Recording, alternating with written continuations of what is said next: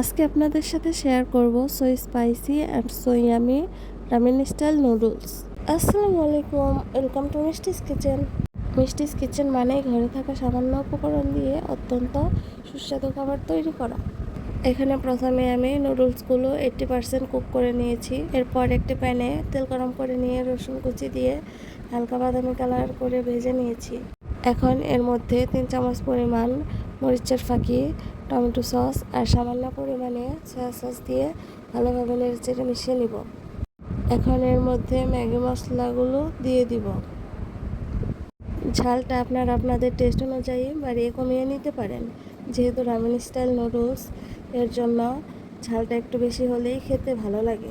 Sauce ready. এখন সামান্য পরিমাণে লবণ দিয়ে সিদ্ধ করে রাখা নুডলসগুলো দিয়ে দিব। এখন নুডলসগুলো সসের সাথে ভালোভাবে মিশিয়ে নিব।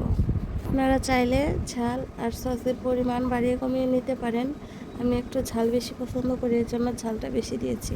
তৈরি হয়ে গেল so spicy and so yummy ramen style noodles. ভিডিওটি ভালো লাগলে লাইক, কমেন্ট, শেয়ার করে সামাজিক কাজে লেগে পড়ুন। আল্লাহ হাফেজ।